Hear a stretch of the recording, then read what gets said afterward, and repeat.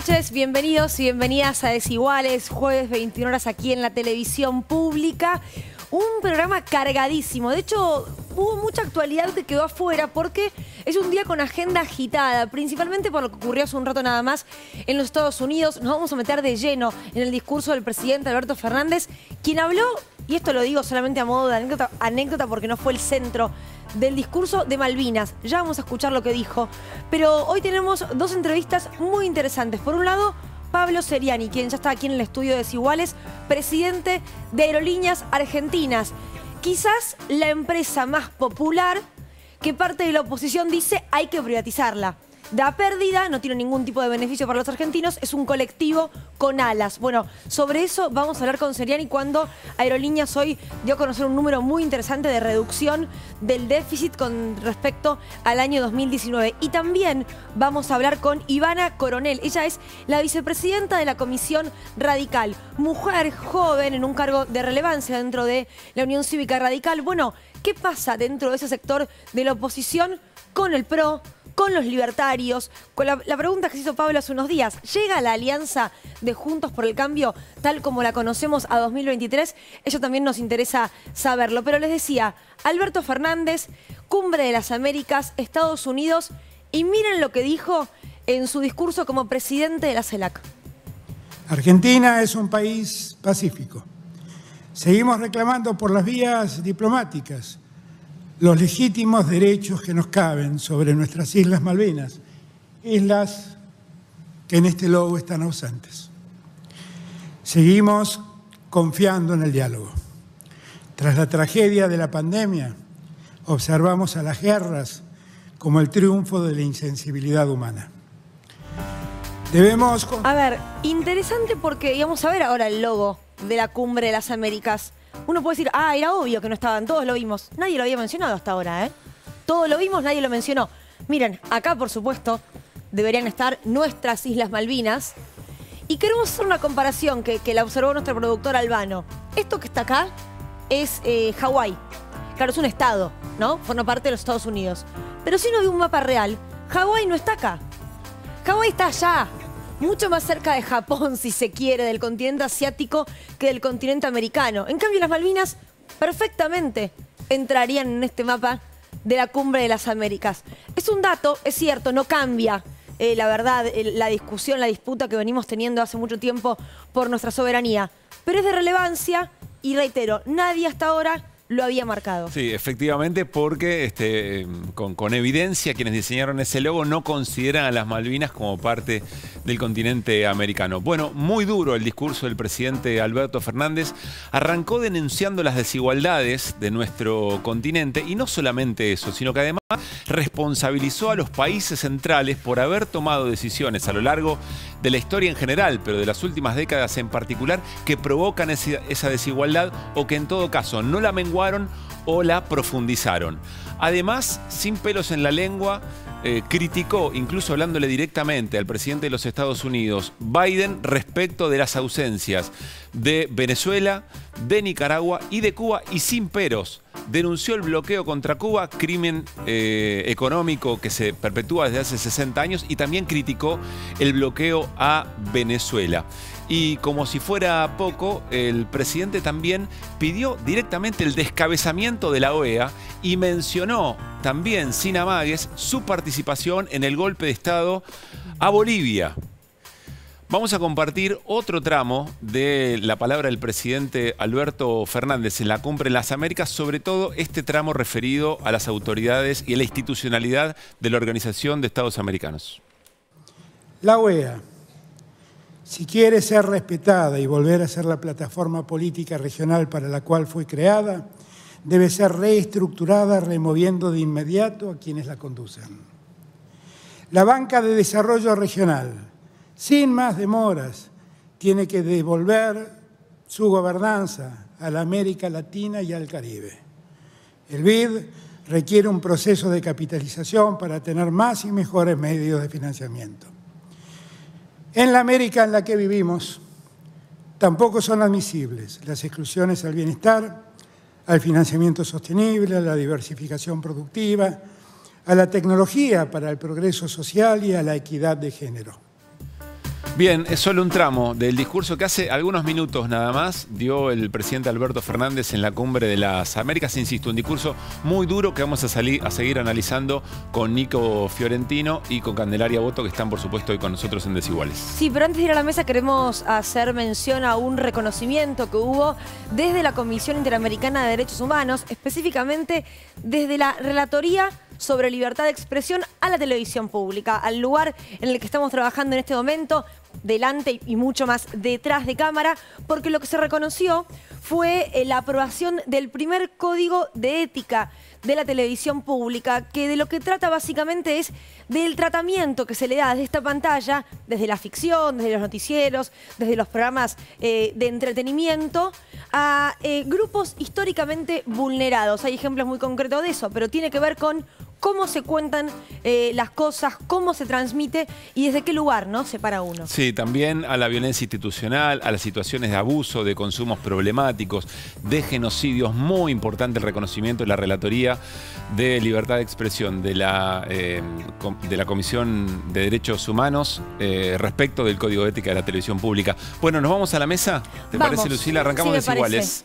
Programa libre de humo. Sin libre de humo. Dale, Caruso, sin humo, arranca. es lo mismo. Sin humo, se podría decir de las dos maneras. ¿Cómo están? ¿Qué tal? ¿Todo Muy bien? trapero el inicio de este programa, ¿no? Sí, es trueno. ¿Puede ser? Sí. Vos tenés una hija preadolescente, estás muy en tema. Estoy, lo fuimos a ver. Por eso, yo también. No es que estoy más joven No ahora. porque tengo una hija adolescente, pero lo fuimos a ver igual. Nos vimos, de hecho. Sí, siempre. Siempre.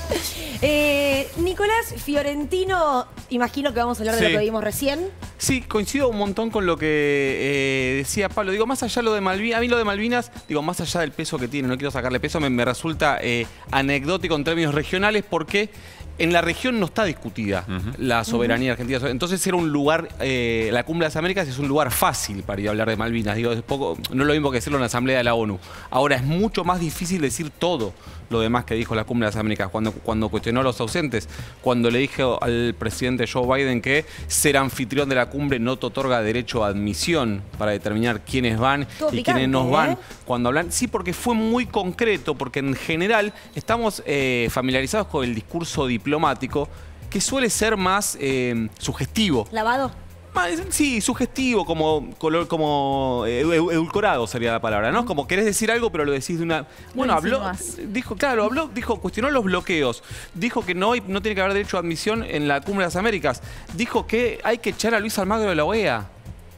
Habló de descabezado, dijo hay que sacarlo. No, o sea, si bien dijo hay que reformular el funcionamiento, etcétera, dijo, pero se tiene que descabezar, se tiene que ir. Y también un tema muy importante que lo hablábamos fuera del aire con Cande, que la región recupere el control del BID, del Banco Interamericano de Desarrollo, que fue una barrabasada que pasó durante la gestión de Donald Trump, algo que históricamente siempre, desde su fundación hasta hoy, fue conducida por una persona seleccionada por la región, hasta que Donald Trump dijo, no, ahora lo vamos a tener nosotros los Estados Unidos. Así es, también muy duro le dijo a Biden, ¿no? Su antecesor, a nosotros nos metió al infierno respecto del acuerdo con el Fondo Monetario. Sí, y también le dijo, y no cambió mucho la cosa, sin decírselo así, le dijo, y tampoco es que cambió mucho las cosas de que estás vos. Bueno, Cande. Sí, vamos a hablar de precios y de formación de precios. ¿Qué tipo de negocios están haciendo los supermercados en este contexto de inflación tan alta? ¿Y qué respuestas hubo desde parte del Ministerio de Economía a estas declaraciones, vamos a decir, chistes que tuvo Federico Braun, el presidente de la Anónima? Un dato muy interesante sobre lo de Braun y la Anónima. Yo no sabía, ¿ustedes sabían que Austral, Líneas Aéreas Austral, había sido parte de la Anónima? No sabía. Y que eso lo incorpora el Estado en una situación calamitosa durante la dictadura cívico-militar, porque el titular era un pariente de Martínez de Hoz. La dictadura que era privatista por excelencia, digamos, ¿no? El Estado lo más chico posible. Bueno, digo porque lo podemos incluso conversar. El más chico posible, pero también el que paga las deudas del sector privado. Por supuesto. En este contexto, Sí, claro. ¿no? Bueno, el más chico, pero el que te salva también. Así se vende, y cuando tira una TP, ¿no? Digo, como fue en pandemia, ahí todos, Sí. ¿no? Sí, Sí. por supuesto también. Sí, no les conté de qué voy a hablar después. Me acabo de dar Y decirnos una porque es cosa. importante ya que trabajamos, ¿no? Una vez. ¿Y de qué vas a hablar? No, porque era algo que íbamos a tratar la semana pasada. ¿Se acuerdan que la semana pasada propuse al final, después no nos entró en el programa, que se estaba gestando una nueva mayoría Sí. en el Congreso de la Nación? Bueno, nos resultó muy redondo que no nos haya entrado la semana pasada, porque ayer esa nueva mayoría se puso en práctica, votó la media sanción a la boleta única. Eso lo contamos, pero ahora le vamos a poner cara, nombre y apellido a esa nueva mayoría que tiene hoy la llave de la Cámara de Diputados para sancionar leyes, evidentemente, y también para frustrarlas, también evidentemente. Tengo muchas preguntas sobre eso. Traiga. Muchas. No, las haremos después. No, Sobre pero todo bueno, si eso bueno, es pero momentáneo o no. estamos hablando de eso. Renta inesperada va a ser, o renta extraordinaria, o renta inesperada. caída del cielo, como uno le gusta Digámoslo llamarlo. como le dice Guzmán, que es Ahí está. inesperada. Renta inesperada va a ser uno de esos temas en los que se va a andar tironeando con esa Bueno, nueva hoy- mayoría en Cámara de Diputados. Habló Alberto Fernández en la Cumbre de las Américas sobre esto. ¿Querés escucharlo? Dale, escuchémoslo. Dale. Ante tanta desigualdad, debemos plantear la necesidad de políticas impositivas progresivas, aun cuando las élites domésticas nos presenten como un peligro para la calidad democrática. La renta inesperada que la guerra entregó como un regalo a grandes corporaciones alimenticias, petroleras y armamentísticas debe ser gravada para mejorar la distribución del ingreso.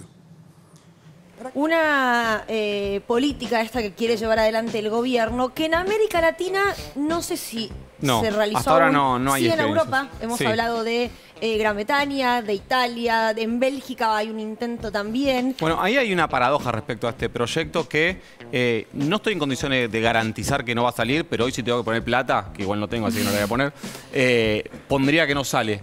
Creo que el proyecto que ingresó hoy por el Senado de la Nación para aumentar el número de jueces de la Corte Suprema, que también tiene el aval del Poder Ejecutivo, creo que tampoco va a salir. Ahí la pregunta es, ¿por qué se envían proyectos que no van a salir, pero retenciones no se manda porque dice el presidente que no la manda porque no tiene el número? ¿No es paradójico? Bueno, ahí hay una audacia que se le pedía también al gobierno para que unifique posiciones, para que le dé una épica, para que genere otro tipo de correlación de fuerza que no tiene que ver con los números en el Congreso, pero sí quizá con movilizaciones que se están gestando, por lo que me Claro. contaron, Sí. para dentro de algunos días. Cande, ¿querías decir algo? Sí, no, que también es importante lo que dice Alberto Fernández en la Cumbre de las Américas, porque Estados Unidos está presionando y está generando toda una agenda de mayor imposición a las grandes fortunas, y no solo a la renta inesperada, sino también a entender la inequidad del propio proceso También a la esperada. impositivo. Claro, también a la esperada, ¿no? De cuánto puede ser ese margen de ganancia. Entonces son discusiones que se están dando en el mundo, y acá parece que no podemos avanzar con el proyecto, ni siquiera de la inesperada. Volvió a decir Biden que la teoría del derrame no funciona, que es de abajo hacia arriba la construcción de la Juan generación Domingo. de riqueza. Juan Domingo Biden. No tanto. Vamos. Bueno, nos vamos al living. No tanto. No, Caruso, tranquilo. Nadie, Un poco tampoco. nadie cree que es tanto. En fin. Bueno, está Pablo Seriani, como les decíamos, presidente de Aerolíneas ¿Qué tal? ¿Cómo Argentinas. Pablo, bienvenido. Gracias, Gracias por venir. estar. Gracias a ustedes Iguales. por invitarnos. Bueno, hay una noticia que esperemos no pase desapercibida, pero es importante a la hora de discutir el rol de Aerolíneas Argentinas, como de otras empresas estatales, pero particularmente de Aerolíneas Argentinas, y tiene que ver con el achicamiento del déficit, ¿verdad? Sí, un poco lo que nosotros quisimos mostrar fue la situación que está viviendo el mercado y la situación que está viviendo Aerolíneas Argentinas, y cómo de a poco se van mejorando los números.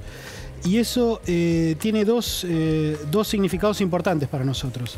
Primero, graficar que nosotros la comparación que hacemos es el 2021 con el 2019. El 2021 tuvimos un déficit en dólares de 438 millones de dólares, que es un déficit importante, pero es una reducción del 34% respecto de lo que fue el déficit en el 2019, que fue de 667 millones de dólares. Y con esto queremos graficar dos cosas. Por un lado, que la gestión del gobierno anterior fue muy mala, ¿sí? Y que llevó a la compañía a una situación realmente calamitosa y a un déficit bastante importante. Es decir, hubo un proceso, ¿sí?, que se dio en llamar en ese momento la revolución de los aviones, que realmente para el sector fue muy dañino, y que, como dijo la vicepresidenta en su momento, significó que la pandemia del macrismo realmente fue incluso peor que la propia pandemia.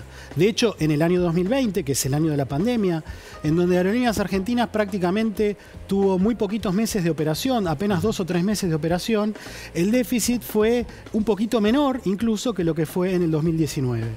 Y con esto, O sea, en pandemia, casi sin vuelos, el déficit fue menor que... Fue un poquito menor, casi pero igual que en el 2021 2019. Pero 2021 tampoco fue un año, no solo en Argentina, sino que en el mundo no se voló Exactamente, con la habitualidad de 2019. totalmente. Y esa es la otra cosa que queremos graficar, que es que hay un proceso de franca recuperación y aún en el 2021, en donde tenemos un nivel de actividad del 50%, de lo que es el nivel de actividad antes de la pandemia, ¿sí?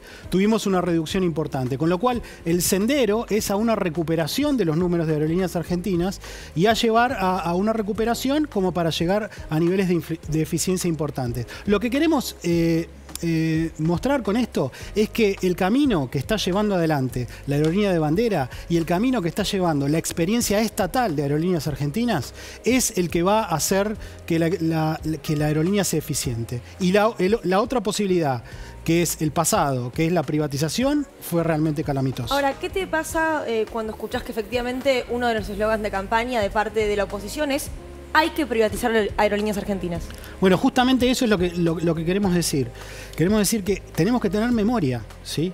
Y digamos, y realmente lo que fue la privatización de Aerolíneas Argentinas fue una de las peores privatizaciones, una de las peores experiencias en materia de privatizaciones de empresas del Estado. Y realmente lo que ocurrió fue que en el 2008 el Estado tuvo que hacerse cargo de Aerolíneas Argentinas porque el país estaba totalmente desconectado y la empresa estaba totalmente desguazada y vaciada por lo que fueron las administraciones privadas. ¿Qué significa que estaba desconectado? Y que no había vuelos. Nosotros en ese momento, nosotros arrancamos en el 2009, yo soy de la administración de Mariano Recalde, que arrancó en el 2009, pero en el 2008, cuando arrancó Julia Lac, fines del 2008, principios del 2009, tenía 23 aviones operativos, ¿sí?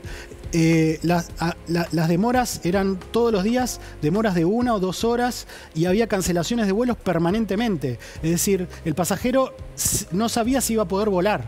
Y eso significaba que el país estaba totalmente desconectado. Esa realidad, de alguna manera, hemos perdido la memoria de cuál era la realidad de Aerolíneas Argentinas en ese momento. Hoy tiene la mejor flota que tuvo en toda su historia, con cerca de 80 aviones, ¿sí? Llegando a 82 aviones a fines de año, y con récords en materia de puntualidad. Con 26, el Estado la recupera con 26 y hoy tiene 80. Con 26 aviones obsoletos, obsoletos, muy antiguos. Hoy tiene una flota muy moderna, tiene 80 aviones, ¿sí? Y tiene los niveles de puntualidad más altos de la región, más altos que las aerolíneas de Estados Unidos, ¿sí? Solamente superado por Copa, que es una de las mejores aerolíneas del mundo, ¿sí? Es decir, que tiene realmente un nivel de servicio que es de primer nivel. Claro. Recordemos cuál es la propuesta de Mauricio Macri, expresidente de la Nación, referente de Juntos por el Cambio respecto a aerolíneas. ¿Aerolíneas usted privatizaría? Si Aerolíneas no es autosustentable, hay que privatizarla, no hay duda. Si tuvimos un montón de líneas aéreas que ya cubrían casi la mitad de la demanda y crearon rutas nuevas. Y es mentira que Aerolíneas vuela donde los demás no vuelan. Las nuevas que trajimos con Guillo Dietrich generaron rutas que no existían, conectando ciudades del país sin pasar por Buenos Aires. ¿Es cierto que Flybondi, porque se refiere a Flybondi cuando hacía rutas, por ejemplo, que no pasan por Buenos Aires o que van a ciudades del país en las cuales no hay un turismo impresionante? Bueno, es una mentira absoluta lo que dijo el expresidente. Es doloroso que un expresidente de la Nación diga tamañas mentiras. Aerolíneas tiene 59 rutas, ¿sí? Cerca de 50 rutas, 49 rutas en donde no tiene competencia. Es decir, es la única aerolínea que vuela a 49 rutas del país, ¿sí? 21 rutas troncales y el resto de rutas entre ciudades del interior sin pasar por Buenos Aires. O sea que es absolutamente falso. Solamente las low cost vuelan solamente a las rutas que tienen mucho tráfico y que son muy rentables. Mendoza, estoy pensando en los lugares a los que quiere todo el mundo. Si esas rutas no estuvieran y aerolíneas la aerolínea de bandera no viajara, ¿qué ocurriría con la gente que quiere desplazarse entre esos destinos? Estamos hablando de capitales de provincia, no estamos hablando de rutas raras, extrañas, o estamos hablando de Catamarca, La Rioja, o sea, Formosa, o sea, un montón de capitales de provincia que quedarían desconectadas, absolutamente desconectadas. Y las distancias en la Argentina son realmente muy altas. Y por ejemplo, para una ciudad, el avión es como si fuera el hospital.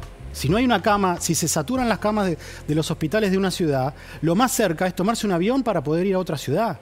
Es decir, salva vidas el avión, ¿sí? O sea, es un servicio absolutamente esencial y realmente es impensable pensar que no existiera aerolíneas para poder conectar a toda la ciudad del país. Pablo, vinculado con esto, dice el expresidente, bueno, si da pérdida, hay que cerrarlo, dice así concretamente.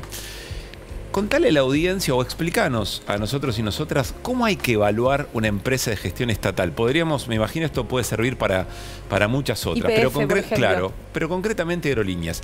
¿Cuál es la manera de evaluar si está funcionando bien o mal o si tiene sentido su existencia?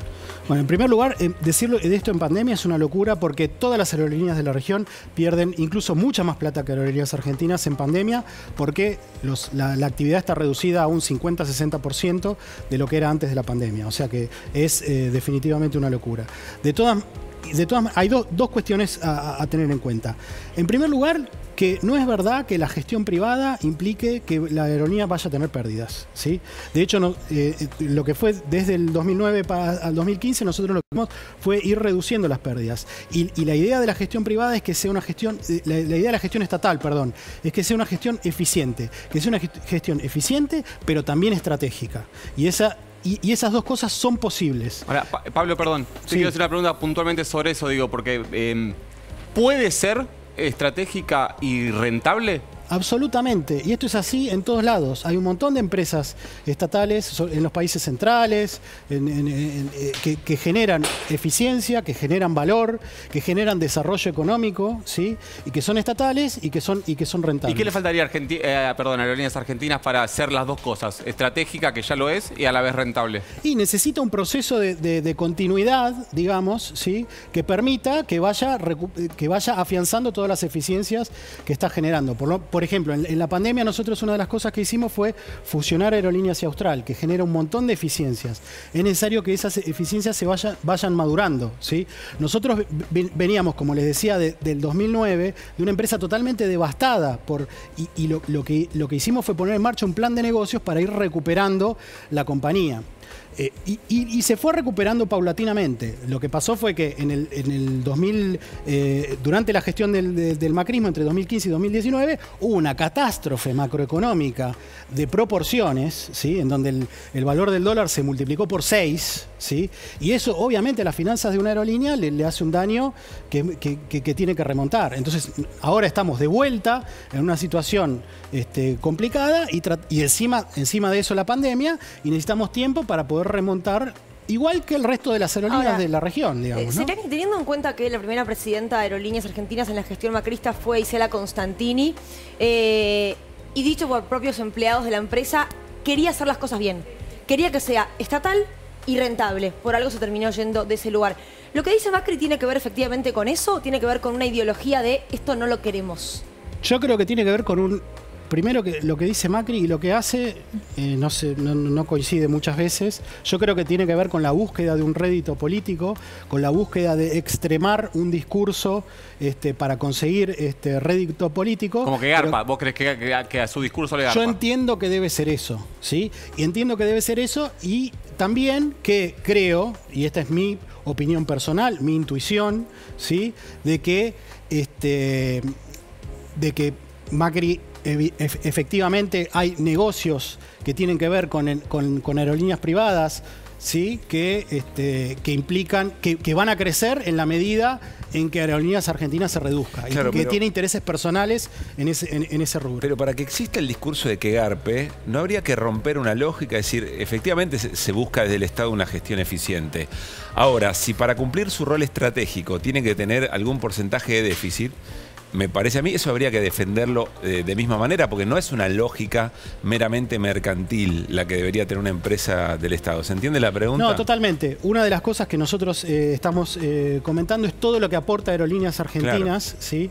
Y todas las externalidades que genera para el desarrollo económico Aerolíneas Argentinas, que van mucho más allá, ¿sí?, del beneficio o del déficit que pueda tener, y que tiene que ver con todo lo que es la potenciación de las actividades de turismo, todo el desarrollo social y todas las posibilidades que genera un medio de transporte fundamental para el desarrollo y para... Que además, en función de esa conexión productiva, me imagino que hay una cuenta, cuando termina todo el buen impacto que tiene una aerolínea de bandera, que si haces ese número, seguramente se resuelve el tema del déficit también. Totalmente. Nosotros... eso, de hecho, está medido. La industria lo mide. ¿Cómo se mide eso? IATA mide cuál es el impacto de las aerolíneas, el impacto directo que genera, el impacto indirecto que genera en los empleos y el impacto que genera de expansión del turismo y de la actividad turística. Y eso, por ejemplo, nosotros lo hemos medido para 2019 porque es un año con una actividad normal. Sí, lo hemos medido para 2021 y para 2020 también, pero digamos para el 2019, que es un año con una actividad normal, y el impacto que genera, nosotros lo tenemos medido en unos 3.500 millones de dólares, ¿sí? El impacto que genera. O sea que el impacto es mucho mayor, ¿sí?, que lo que el Estado invierte en la aerolínea de bandera.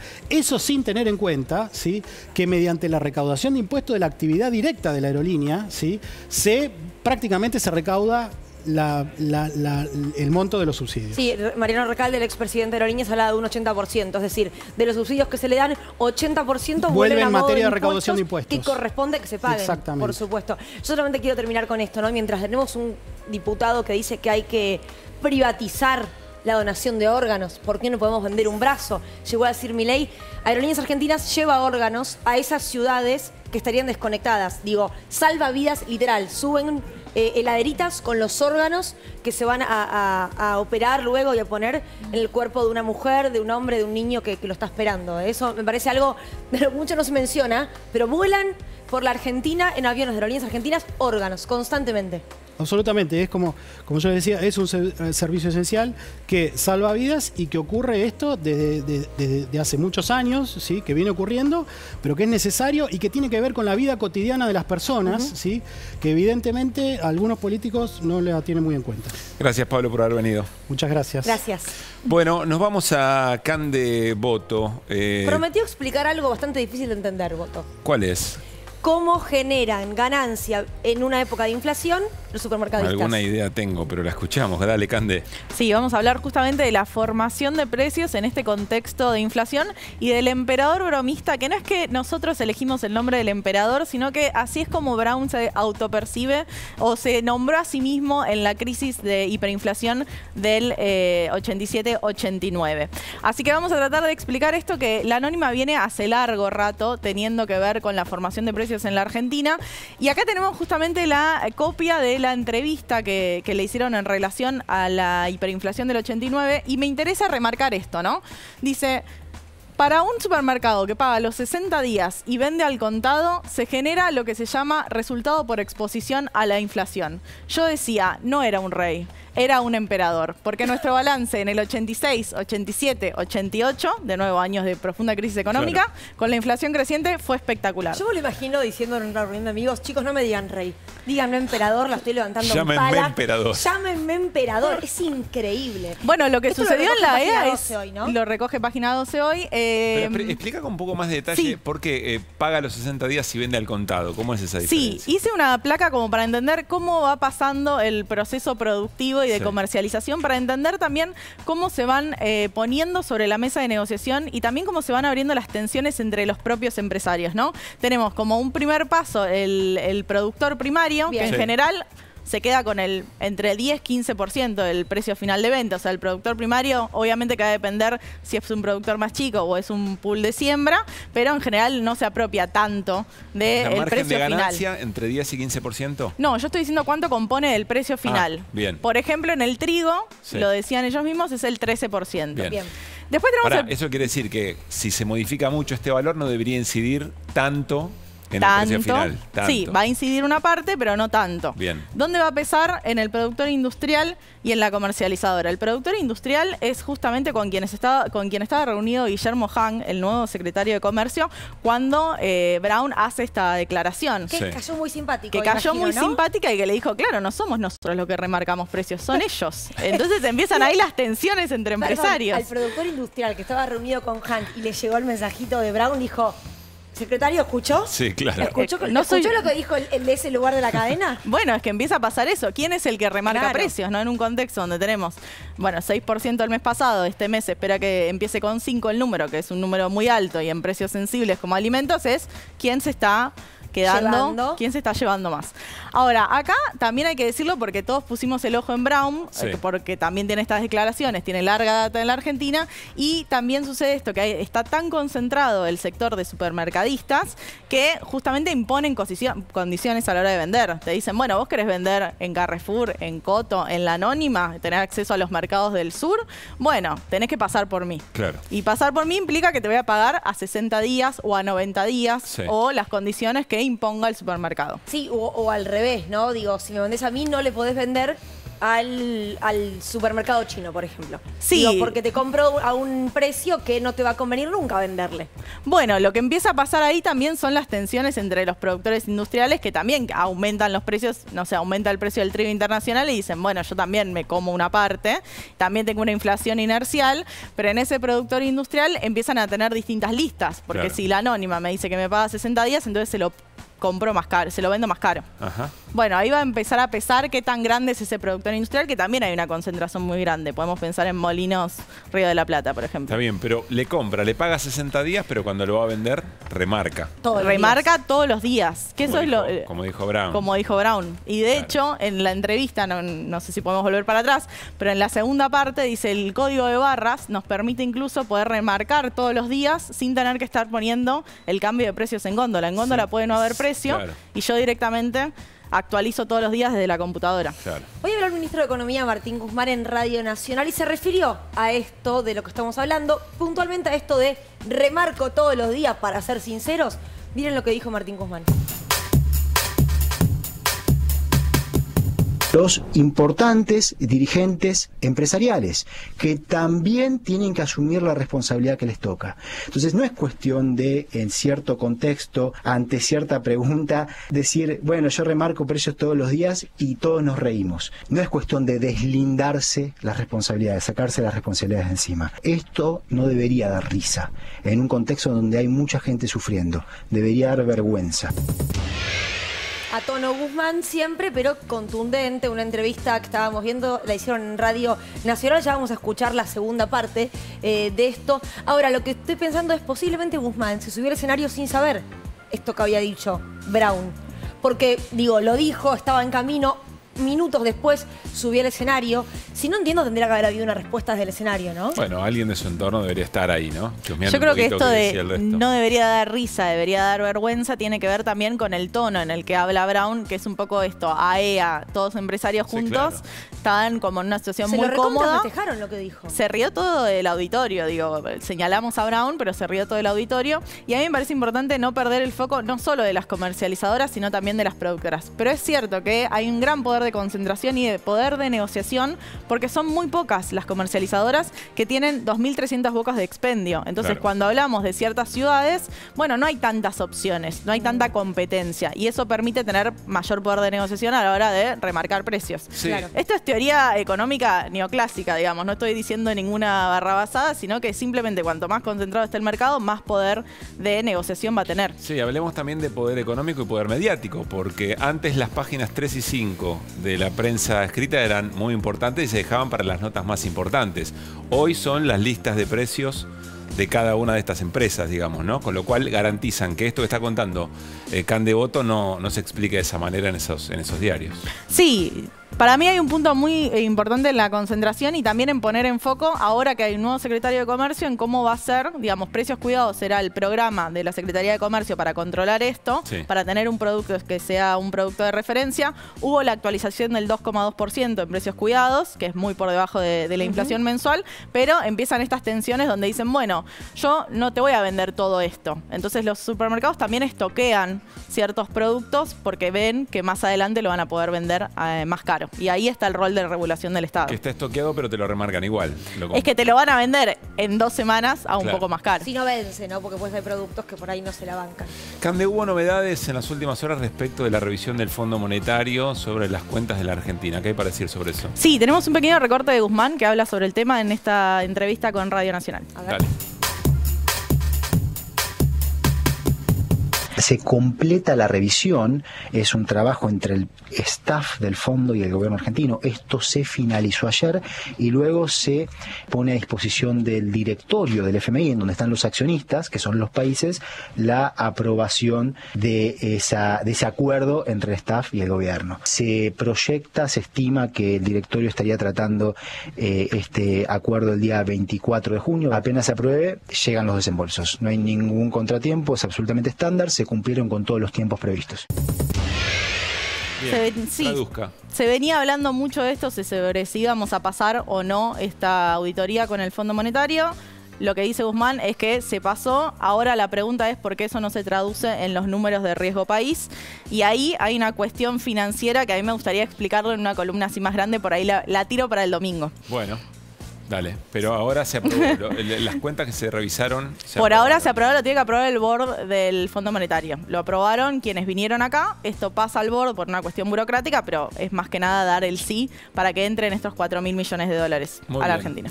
Bueno, nos vamos a ir al corte. Les decíamos, ya está Ivana Coronel, ella es la vicepresidenta de la Convención Radical. Después del corte le preguntamos, Juntos por el radicalismo, ¿se queden Juntos por el Cambio? ¿Llega Juntos por el Cambio de esta manera a las elecciones del 23? Lo charlamos en un rato.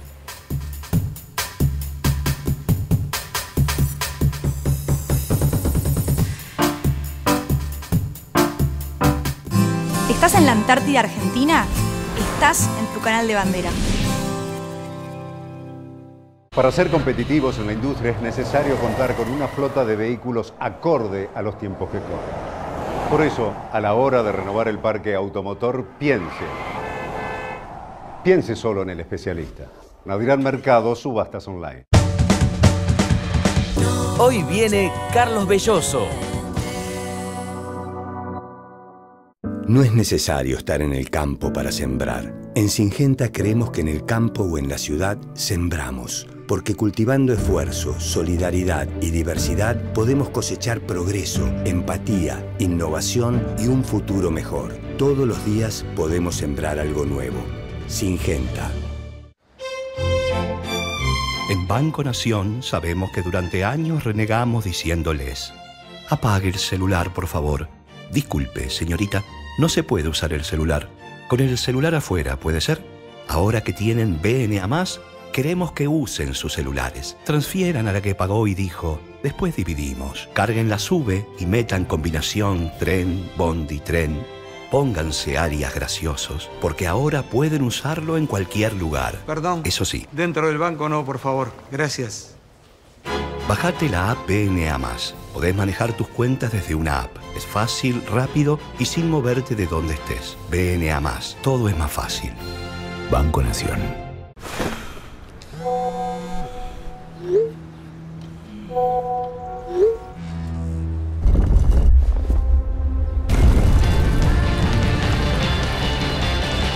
Si llegas a la ducha, podés con todo.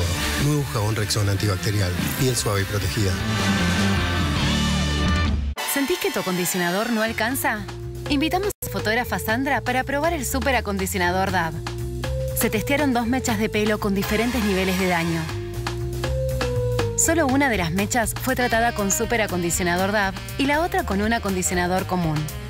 Las áreas más brillantes muestran el nivel de daño en el pelo. La mecha tratada con DAB presenta menos daño porque tiene 8 veces más poder de reparación que un acondicionador común. Superato acondicionador común. Camilo, sentate porque lo que te voy a decir es importante. Estoy sentado, Sandro. que papá no es mi papá. Te lo dije, por fin lo tenía acá trabado en el pecho. Te lo dije. ¿Cómo? Lo que te quiero decir es que yo soy familiar directo de mamá, pero no de papá. ¿Y eso quién te lo dijo, Santo? Mamá. Pero mamá miente todo el tiempo, Santo. No, en esto no me va a mentir.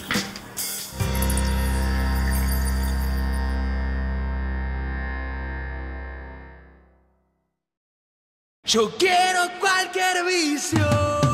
Elijo siempre el más rico. Chocolate con almendras o con maní o chocolate blanco. O cualquier vicio que te quieras comer o llevar de regalo.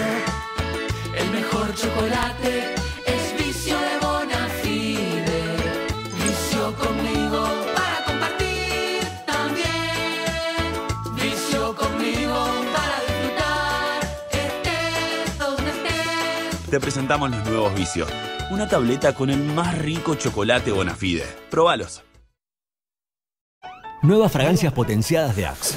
Cuando lees increíble, todo puede pasar.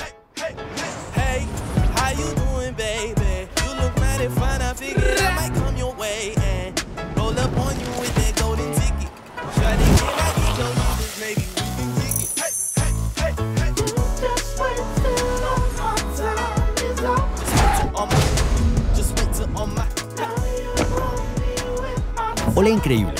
El efecto Axe. Somos los activistas de la mesa y queremos mejorar la manera en que comemos. Por eso las nuevas sopas Knorr están hechas con vegetales deshidratados, semillas y sin conservantes. Recetas únicas para disfrutar de una sopa deliciosa.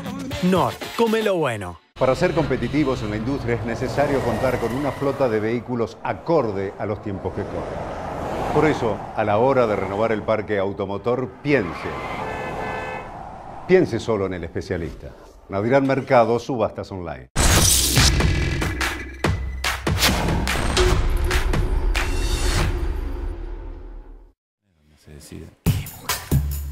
Seguimos en Desiguales, como decíamos, ya se sentada en el living Ivana Coronel, vicepresidenta de la Convención Nacional de la Unión Cívica Radical. Pero antes, Nico, prometiste hablar de nuevas mayorías. Le íbamos a hablar la semana pasada, no hubo tiempo, me ganó de mano. ¿Saben quién me ganó de mano? ¿Quién? El señor Florencio Randazzo, que usó ese término, nueva mayoría, ayer en la sesión en la que la Cámara de Diputados ahí le dio media sanción al proyecto de boleta única. Escuchémoslo. A ver.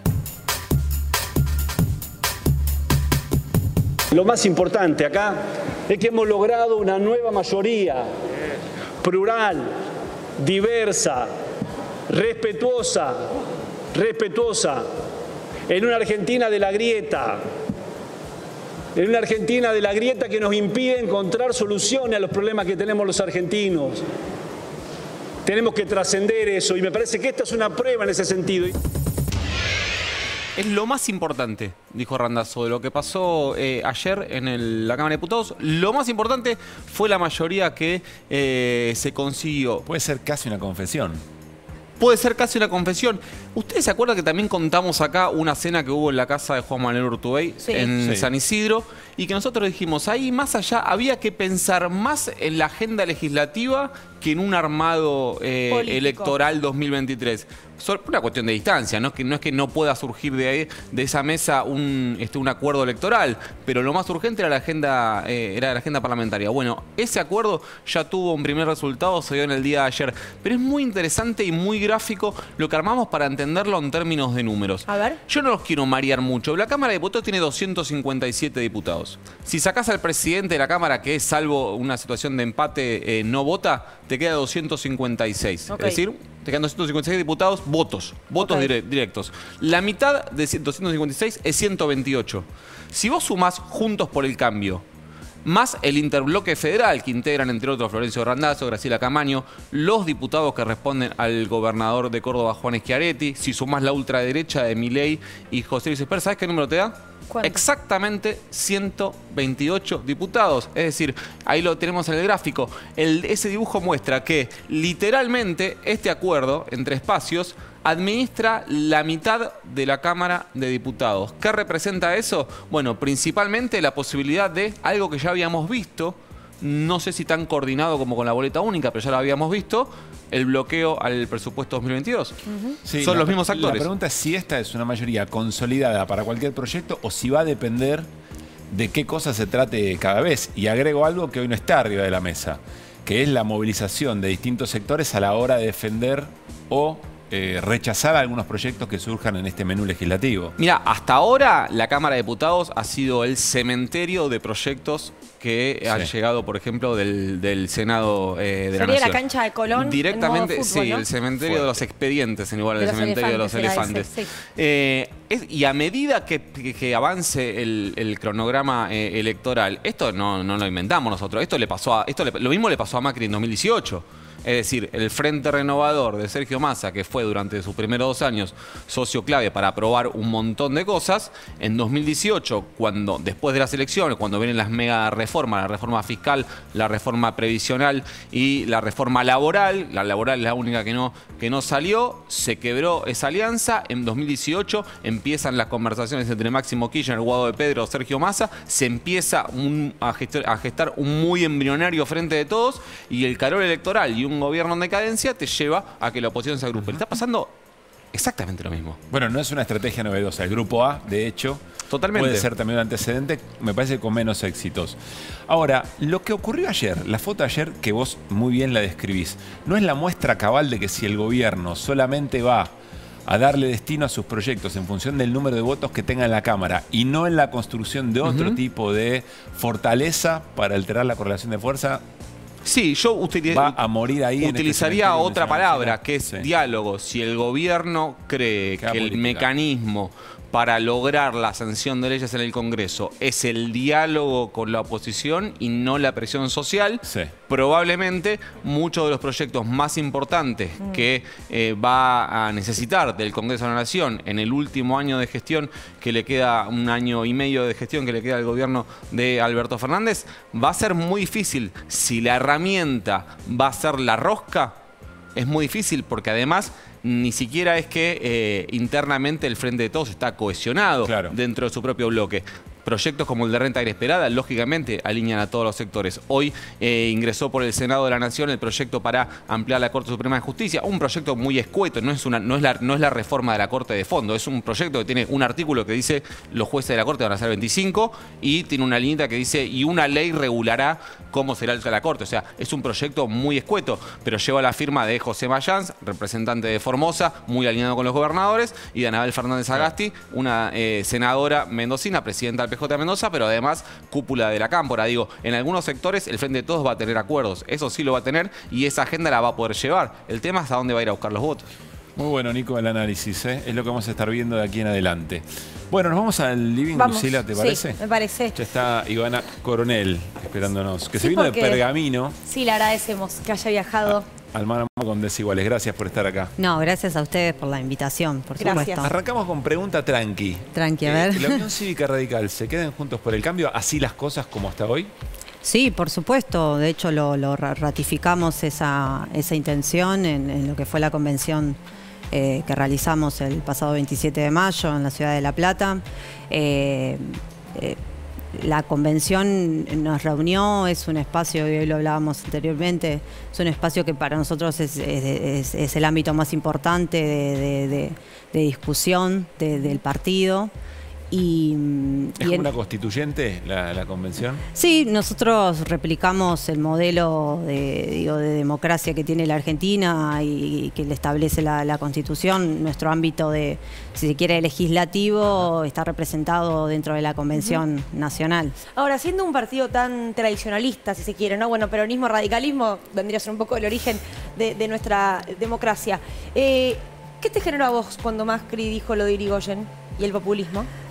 Bueno, tiene que ver con las tensiones propias de integrar una coalición que está formada por varios partidos, ¿no? Y yo creo que tiene que ver también un poco con el crecimiento, por un lado, del radicalismo que ha tenido, que bueno, particularmente yo lo veo en el caso específico, por ejemplo, de la elección en la provincia de Buenos Aires, la elección interna que realizamos el año pasado. Eso a nosotros, al partido, a nivel provincial, exactamente en esa interna en la que por un lado estuvo la voz o el espacio que yo represento, Evolución Radical.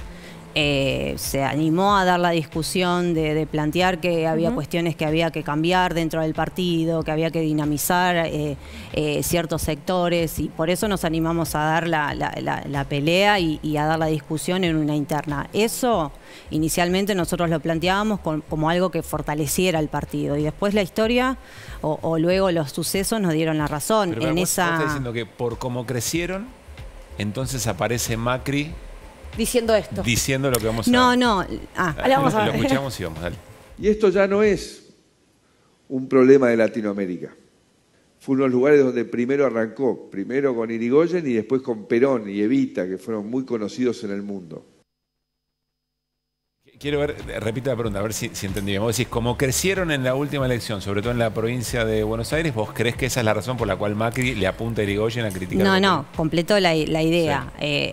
Por un lado el crecimiento propio del radicalismo, pero también el crecimiento que ha tenido la coalición. Digo, en las legislativas nosotros sacamos muy buenos resultados y eso generó un cambio en las fuerzas internas, ¿no? Y para mí eso es lo que después termina en estas tensiones, que para mí son mínimas, porque nosotros como coalición, como Juntos por el Cambio, lo que tiene que dedicarse es a dar o a debatir de acá al futuro, no debatir el pasado. Claro. Ahora me interesa algo que vamos a ver a continuación, tiene que ver con Javier Milei y una declaración que hizo sobre Martín Lustó, vamos a leerla. Lustó no tiene ideas muy claras, dijo que es un liberal de izquierda y que le gusta el Estado grande.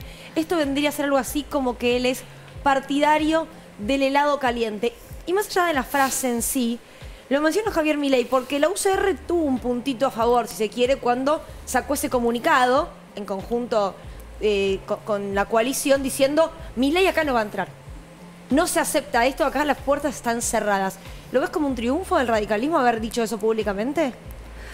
Sí, pero en realidad hoy es, yo lo que pienso es que hoy es Milei, mañana puede aparecer otro personaje, otra personalidad que irrumpa, que proponga nuevos debates. Ahora me parece que lo importante acá es entender que el radicalismo dejó claro en la convención que nosotros, más allá de ratificar la pertenencia a Juntos por el Cambio, también manifestamos nuestro compromiso de ampliar de fortalecer el espacio, ¿no?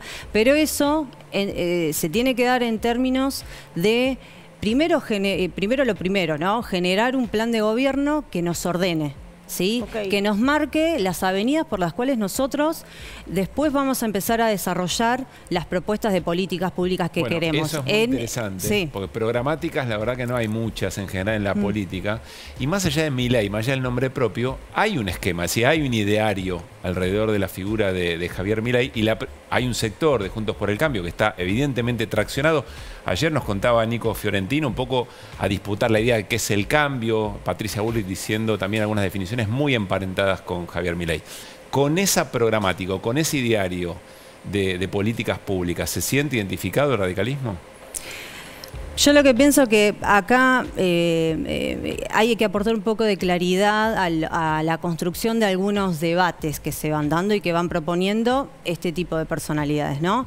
Porque lo que hay que entender es que no se trata también de una discusión de política o antipolítica, ¿no? Porque en realidad todos hacemos política, política Juntos por el Cambio, el Frente de Todos, el Frente de Izquierda, los libertarios. Por suerte. Sí, por suerte. Por eso digo, porque si no empezamos a dar claridad a esta discusión que se da en el ámbito público, pecamos por ahí o corremos el riesgo de empezar a generar discursos que son engañosos, ¿no? Y nosotros, desde el radicalismo, lo que tenemos claro es que las propuestas que vamos a proponer de acá en adelante van a ser propuestas genuinas. sin ningún sesgo de engaño, ¿no?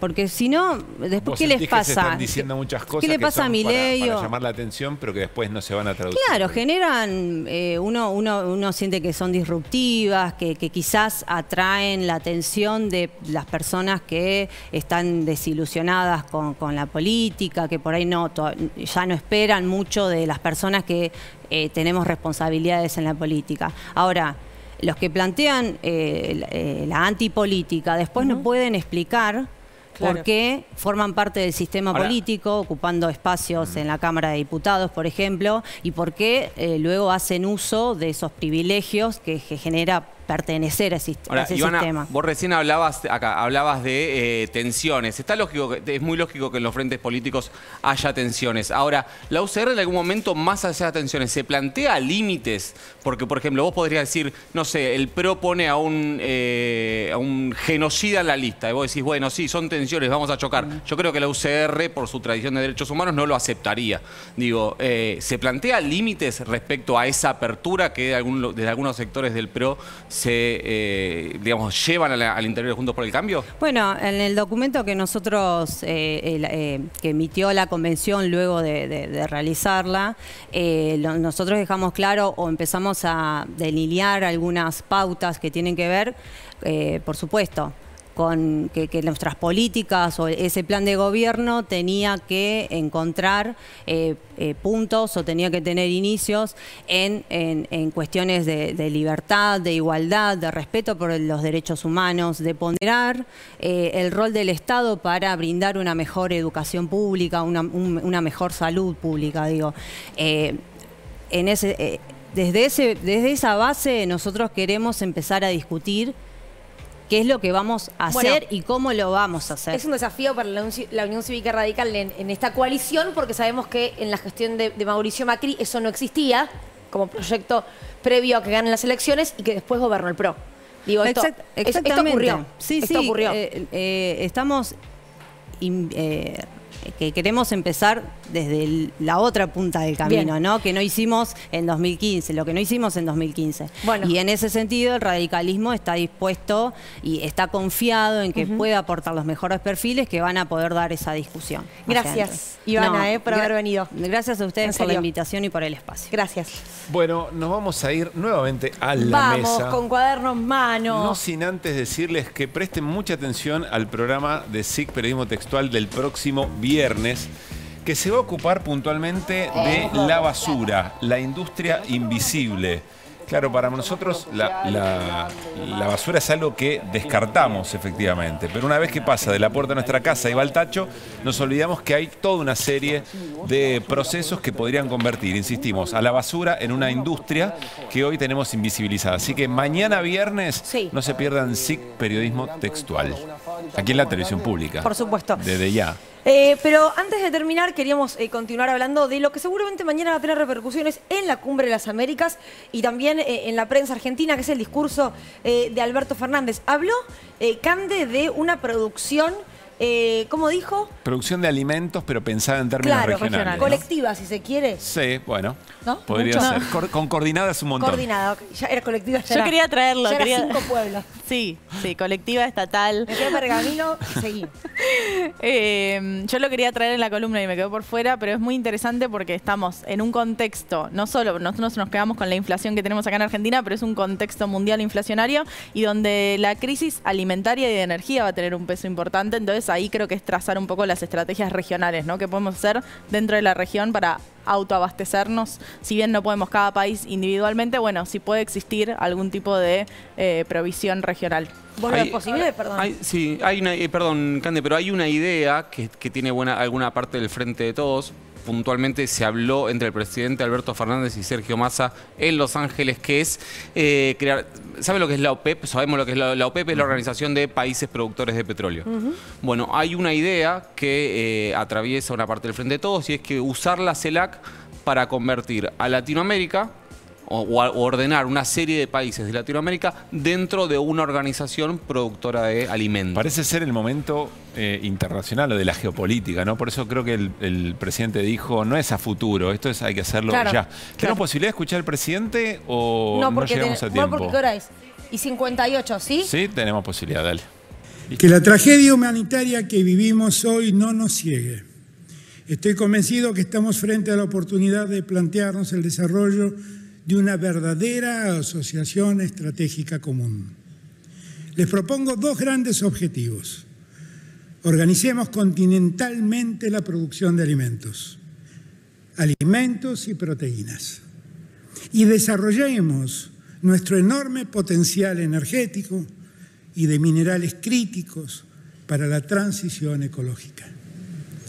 Organicemos continentalmente, Sí. esa era la palabra, la producción de alimentos y hablar de energía Y también. también esto es minerales, desafiar. que eso es importante, ¿no? Sí. Toda la parte de minerales, Minerales. de recursos naturales que tiene América Claro. Latina y que son ¿Eso es estratégicos litio? en Sí. este momento. Eso es litio, es el cobre de Chile, es la energía, el gas, el petróleo en vaca muerta. Digo, Bueno, en litio tenemos la reserva más importante entre los 3 países, ¿no? Bolivia, Argentina y Chile.